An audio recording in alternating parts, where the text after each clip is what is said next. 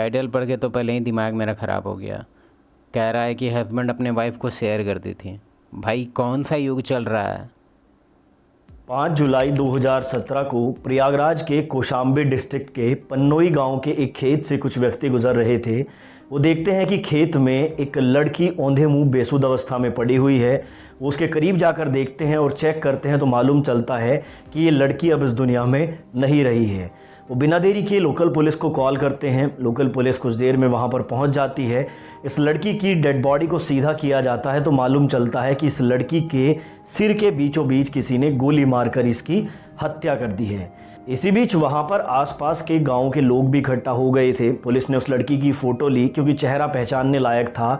गांव वालों को फ़ोटो ऐसे हमको नहीं लगता है कि ये केस उससे सिमिलर होगा। एक और केस हम तुमको 1 सेकंड में बताते हैं।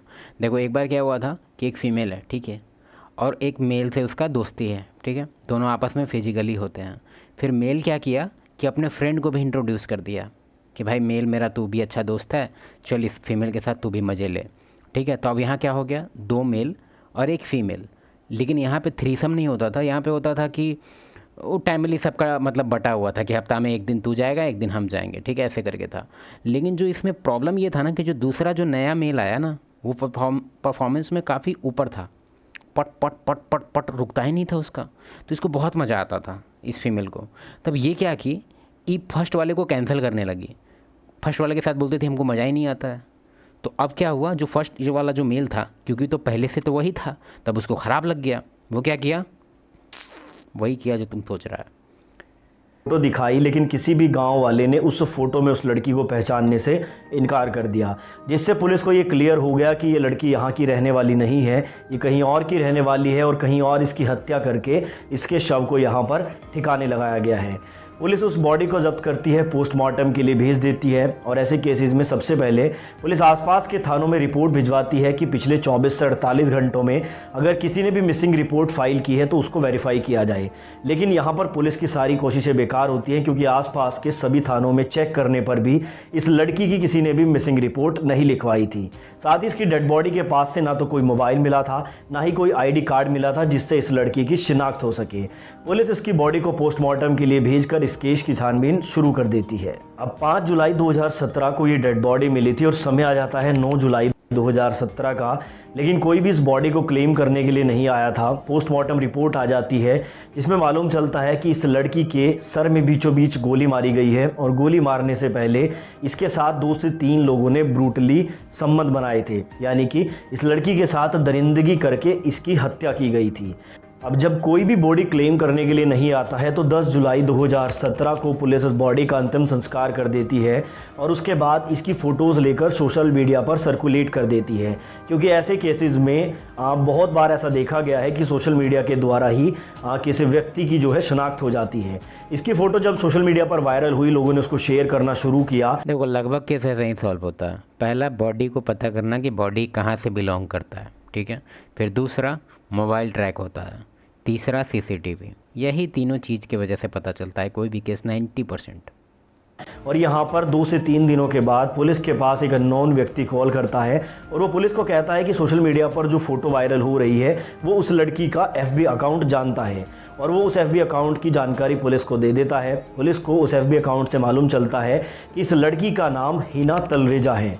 FB अकाउंट से उसकी फ़ोटोज़, उसके सारा जो एड्रेस वगैरह है वो पुलिस निकाल लेती है। अब पुलिस प्रयागराज के मीरापुर इलाके में इसके घर की तलाश में पहुंच जाती है। थोड़ी जद्दोजहद के बाद पुलिस को इस लड़की का घर भी मिल जाता है। अब जैसे ही पुलिस हिना तलरेजा के घर पहुंचती है तो वहां पर इन्हें हिना तलरेजा की मां मिलती है। ये हिना की मां को सारी बातें बताते हैं कि आपकी बेटी का कत्ल हो गया है। उसी की छानबीन करते हुए वो यहाँ पर पहुँचे हैं। अब ये बात सुनने के बाद जो हिना की मां है वो बहुत ज़्यादा हैरान नहीं होती है। वो पुलिस से कहती है कि उसे उसके कर्मों की सज़ा मिल गई है। वो बहुत ही ज़िद्दी किस्म की लड़की थी, वो कभी मेरा कहना नहीं मानती थी।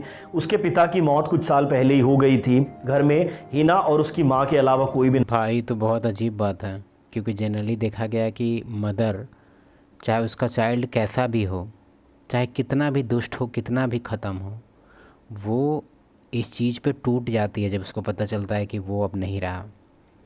और ये काफ़ी स्ट्रेंज था मेरे लिए। नहीं था, यानी कि हीना उनकी इकलौती संतान थी। वो बहुत ही ज़िद्दी किस्म की लड़की थी और प्रयागराज के सिविल लाइन में वो एक बार में जॉब करती थी। वो शराब की आदी भी थी और उसने कुछ ऐसे काम भी किए थे जिस वजह से हीना की मां ने उससे सारे रिश्ते तोड़ दिए थे। इससे ज़्यादा हीना की मां पुलिस को कुछ भी नहीं बताती है और वहाँ से पुलिस को जाने के लिए कहती है। साथ ही हीना की मां ये भी कहती है कि उसे कोई भी रिपोर्ट फाइल नहीं करनी है, उसकी बेटी को उसकी सज़ा मिल गई। अब पुलिस वहाँ से चली जाती है और जिस बार में हीना तल्लेजा काम किया करती थी वहाँ पर पहुँच जाती है। वहाँ जाकर हीना के साथ काम करने वाले कलीग से और उस बार की ओनर से जब पुलिस बातचीत करती है तो हीना के बारे में काफ़ी इन्फॉर्मेशन मिलती है। उस बार का मालिक पुलिस को बताता है कि हीना वैसे तो एक खुशमिजाज किस्म की लड़की थी, लेकिन उसे अमीर लड़कों में बहुत ज़्यादा इंटरेस्ट था। वो बहुत जल्दी अमीर घराने के लड़कों से दोस्ती कर लिया करती थी, उनके साथ घूमा फिरा करती थी, उनके साथ शराब भी पिया करती थी। यानी कि हीना को यहाँ पर कुछ गलत आदतें लगी हुई थी। अब उस बार से पुलिस को हीना का मोबाइल नंबर मिल जाता है और पुलिस बिना देरी किए उसके मोबाइल नंबर की CDR निकलवाती है। तो इस CDR में यानी कि कॉल डेटा रिकॉर्ड में आखिरी बार हीना ने अदनान खान नाम के किसी लड़के से बात की थी और ये बात उसने 4 जुलाई की रात तकरीबन 9 बजे के आसपास की थी। यानी कि जब 5 जुलाई को उसकी डेड बॉडी मिली उससे ठीक एक रात पहले। अब पुलिस यहाँ पर अदनान खान का नंबर लेती है और उस पर कॉल करती है तो वो नंबर स्विच ऑफ रहता है। पुलिस उसकी मोबाइल से उसकी जानकारी निकाल कर और प्रयागराज में ही उसके एड्रेस पर पहुँच जाती है। उसके घर जब पुलिस पहुँचती है तो मालूम चलता है कि अदनान अपने 2 दोस्त, जिनमें एक का नाम विक्की और दूसरे का नाम खालिद है, उनके साथ 4 जुलाई को घर से चला गया था और वो कहाँ है घर वालों को भी नहीं मालूम था। और यहीं पर पुलिस को एक और बात मालूम चलती है कि 2015 में अदनान खान ने हीना तल्लेजा के साथ शादी कर ली थी। ये बात पुलिस को हीना की मां ने तो नहीं बताई, लेकिन भाई कोई बाहर गर्ल से शादी कैसे कर सकता है यार, ये हमको समझ नहीं आया। अदनान खान के पेरेंट्स ने ये बात पुलिस को बताई और इन दोनों की शादी को क्योंकि दोनों के ही घर वालों ने एक्सेप्ट नहीं किया था, इसलिए अदनान हीना के साथ दूसरी जगह पर रहा करता था। कुछ दिनों तक ये ऐसे ही रहे, लेकिन उसके बाद इन दोनों में झगड़े शुरू हो जाते हैं, जिस पर हीना तल्लेजा अपने घर यानी कि अपनी माँ के पास रहने चली जाती है और जो अदनान खान होता है वो भी अपने घर आ जाता है। अब इस केस में पुलिस को अपना पहला सस्पेक्ट मिल चुका था जो कि अदनान खान था। यहाँ से कहानी थोड़ी थोड़ी साफ हो रही थी कि अदनान ने हीना तल्लेजा के साथ शादी की, उनके घर वालों ने उनकी शादी एक्सेप्ट नहीं की, इन दोनों ने अलग रहना शुरू कर दिया। उसके बाद इनके बीच में कुछ विवाद हुआ होगा जिस कारण से अदनान ने हीना की हत्या कर दी। लेकिन ये केवल एक अंदाज़ा था। इस अंदाजे को पुख्ता करने के लिए पुलिस को किसी भी तरीके से अदनान को गिरफ्तार करना था। अब पुलिस यहाँ पर अदनान की तलाश शुरू कर देती है। काफ़ी समय ऐसे बीत जाता है। एक बार मुंबई में उसके होने की खबर मिली थी, क्राइम ब्रांच की टीम मुंबई जाती है, लेकिन वो वहाँ से फरार हो गया था। और ऐसे ही चलते चलते दिन आ जाता है 29 जुलाई 2017 का। पुलिस को खबर मिलती है कि अदनान अपने दोस्तों के साथ प्रयागराज के मीरापुर इलाके में देखा गया है। पुलिस बिना देरी किए एक टीम लेकर वहां पर पहुंचती है और यहां पर अदनान को गिरफ्तार कर लिया जाता है। हालांकि उसके दोनों दोस्त, जिसमें खालिद और विक्की शामिल था, वो वहां से फरार हो जाते हैं। अदनान को पुलिस स्टेशन में लाया जाता है, इसके साथ इंटरोगेशन की जाती है और बहुत जल्दी अदनान अपना मुंह खोल देता है। ये पुलिस को बताता है कि कुछ साल पहले फेसबुक पर इसकी मुलाकात हीना तल्लेजा से हुई थी। इसने उसे चैटिंग करना शुरू किया। फिर से मालूम चला कि वो सिविल लाइन के एक बार में जॉब करती है। ये अक्सर अपने दोस्तों के साथ उस बार में जाने लगा। धीरे धीरे इसने हीना से दोस्ती कर ली, क्योंकि हीना भी अमीर घर के लड़कों से तुरंत दोस्ती कर लिया करती थी। और एक दिन मौका पाकर अदनान ने हीना तल्लेजा को प्रपोज कर दिया। वो हाँ भी कर देती है, क्योंकि उसे अच्छे से मालूम था कि अदनान पैसे वाला है। अदनान प्रयागराज के एक अमीर बिजनेसमैन का बेटा था। यहाँ पर जो अदनान है वो हीना तल्लेजा के साथ कोर्ट मैरिज कर लेता है। ये दोनों शादी कर लेते हैं। शादी के बारे में जब ये दोनों अपने घर में बताते हैं तो दोनों के ही घर वाले इन्हें एक्सेप्ट करने से मना कर देते हैं। इसके बाद ये दोनों बाहर रहना शुरू कर देते हैं। लेकिन क्योंकि हीना तल्लेजा को कुछ गलत आदतें लगी हुई थी, उसके बहुत सारे मेल फ्रेंड थे, वो अक्सर शराब भी पिया करती थी और इन्हीं बातों से अदनान को थोड़ा बुरा लगने लगा, क्योंकि हीना अब उसकी वाइफ बन चुकी थी, इन्होंने कोर्ट मैरिज की थी। अदनान अक्सर हीना तल्लेजा यहाँ पे एक लेशन है, अगर तुमको लग रहा है कि किसी भी लड़की को तुम सुधार सकता है तो ये तुम्हारे लिए सबसे बड़ा बेवकूफ़ी हो सकता है। सुधार के अंदर जो तुम्हारा अंदर खोलने का जो इच्छा है वो किसी और चीज़ के लिए खोल लो। लेकिन अगर तुमको दिखता है कि कोई फीमेल बर्बाद है, लेकिन तुम्हारे अंदर में इच्छा होता है कि हम इसको सुधार सकते हैं, क्यों? क्योंकि हम इतना महान लड़का है कि हम सुधार देंगे इसको, नहीं सुधरेगी, तुम ख़त्म हो जाएगा। तल्लेजा को इस बात के लिए रोकता था कि वो शराब ना पिए, अलग अलग लड़कों से बातें ना करे, उनके साथ ना घूमे। लेकिन क्योंकि हीना हाँ, अगर तुम्हारे साथ ऐसा इशू है, क्योंकि 1-on-1 कोचिंग में बहुत लोग आते हैं, बोलता है कि मेरी वाइफ ऐसा करती है, हम इसको कैसे रोकें, या फिर मेरी वाइफ का आदत है इस तरह से लोगों को इंटरटेन करना। इंटरटेन इन द सेंस मतलब वो नहीं, अब वो करती भी होगी तो इसको शायद पता नहीं होगा। वो ऐसा बोलता है कि वो कॉल पे बात करने लगती है, कोई भी अनजान से एकदम लंबा कन्वर्सेशन, डीप कन्वर्सेशन चालू हो जाता है। हम इस चीज़ को कैसे रोकें? हम बताते हैं कैसे रोकें।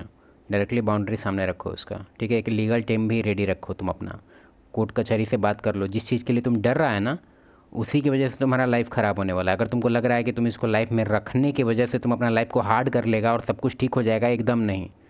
लाइफ को नॉर्मल रखना है ना, तो कॉन्सिक्वेंस के बारे में पहले जान लो। हो सकता है कि तुम जिस चीज़ के लिए डर रहा है उसी का डर का यूज कर रही है वो। तुम डिवोर्स से डर रहा है तो डिवोर्स का एक तरह समझो उसको अंदर से पता है कि तुम हमसे डिवोर्स लेगा नहीं, हम जो मन में आएगा करेंगे। नो, जो होगा होगा। लाइफ का क्वालिटी पे हमेशा ध्यान दो। हिना को इन सब की आदत लगी हुई थी तो वो अदनान की बातों को इग्नोर करती है। इसी दौरान इन दोनों के बीच में काफ़ी झगड़े होते हैं, जिसके चलते अदनान अपने घर आ जाता है और हिना अपने घर चली जाती है। अब अदनान यहाँ पर ये समझ चुका था कि हिना उसकी बीवी बनने के लायक नहीं है, क्योंकि ना तो वो अपनी गलत आदतों को कभी छोड़ेगी और ना ही वो अदनान की बातों को मानने यही बात तब रियलाइज़ किया जब बीवी बना लिया तब। वाह। वाली है। अब इसी दौरान जो अदनान के घर वाले होते हैं वो अदनान के लिए एक लड़की की तलाश कर लेते हैं और जल्दी ही उसकी शादी कर देते हैं। इस शादी के बारे में हिना तल्लेजा को मालूम नहीं होता है, लेकिन अदनान चुपके से शादी कर लेता है। कुछ दिनों के बाद हिना तल्लेजा को अदनान के किसी दोस्त के द्वारा ये मालूम चलता है कि अदनान ने चुपके से दूसरी शादी कर ली है और अपनी बीवी के साथ वो अपने घर पर आराम से रह रहा है। ये टाइटल समझ नहीं आया, husband gives his wife to friend for sex, ये क्या है?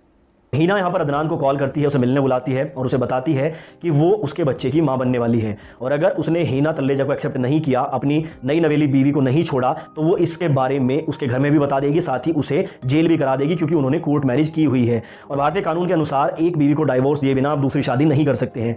इन सारी बातों से हिना अदनान को डराने की कोशिश करती है। अदनान भी यहाँ पर घबरा जाता है। उसे लगने लगा था कि कहीं ना कहीं हिना अब उसकी खुशहाल जिंदगी में रोड़ा बनने वाली है, क्योंकि वो गर्भवती भी हो चुकी थी। और यहीं पर जो अदनान है वो एक खौफनाक प्लान तैयार करता है। अदनान अपने खास दोस्त खालिद और विक्की को साथ में लेता है और 4 जुलाई 2017 को ये हिना तल्लेजा को मिलने के लिए बुलाता है और उसे कहता है कि मिलने आ जाओ, आज हम सारी बातों का सॉल्यूशन निकाल लेंगे। ये गाड़ी में उसे पिक करते हैं। गाड़ी में पहले से ही खालिद और विक्की पीछे बैठे हुए थे। हिना तल्लेजा को आगे बिठाया जाता है। ये कुछ दूर ड्राइव करते हैं, फिर हाईवे पर जाकर एक ढाबे पर बैठकर खाना खाते हैं। उसके बाद ये सभी मिलकर शराब पीते हैं। जब हिना तल्लेजा शराब के नशे में धुत हो चुकी थी, तभी मौका पाकर तीनों बारी बारी से हिना के साथ दुष्कर्म करते हैं। यानी कि यहाँ पर अदनान हिना का पति था, लेकिन उसके बावजूद भी अपने दोस्तों के साथ वो हिना के साथ दरिंदगी कराता है। खुद भी वो कुछ ऐसा ही करता है और उसके बाद मौका पाकर एक सुनसान रोड पर ये पहुंच जाते हैं, जहां पर वो अपनी पिस्टल निकालकर हिना के माथे पर शूट कर देता है। हिना की ऑन द स्पॉट मौत हो जाती है। उसके बाद ये उसे एक खेत में फेंक कर वहां से फरार हो जाते हैं। अगले दिन यानी कि 5 जुलाई 2017 को गांव वालों को ये डेड बॉडी मिली थी और उसके बाद इस पूरे मामले का खुलासा हुआ। हाँ, तो प्यार में गिरने से पहले तुम लोग थोड़ा सा सावधान हो जाओ। अगर कॉलेज में कोई पियक्कर लड़की है, बहुत सुंदर है, बॉडी भी अच्छा है और घर भी अच्छा है उसका, और तुमको लग रहा है कि तुम इसका पीना छुड़ा देंगे, हम इतना अच्छा लड़का हम उसको सुधार देंगे। मूवी में देखे हैं कि गंदी लड़की को कैसे एक हीरो सुधार दिया और फिर सब आपस में खुश रहने लगे। मूवी से कभी भी कोई कॉन्सेप्ट मत उठाना ज़िंदगी के लिए, कोई भी लेसन मत उठाना, समझा? अगर तुमको लगता है कि मूवी में दिखा दिया कि कोई ख़राब लड़की के साथ हीरो अपना ज़िंदगी अच्छा बिता लिया, नो, कभी नहीं हो सकता है रियलिटी में। मूवी और रियलिटी में बहुत डिफरेंस होता है बाबू। वहाँ जो स्क्रिप्ट लिख रहा है ना, बुढ़वा लिख रहा है, वैसे नीचे खुजलाते हुए, तुम भी खुजलाते रह जाएगा।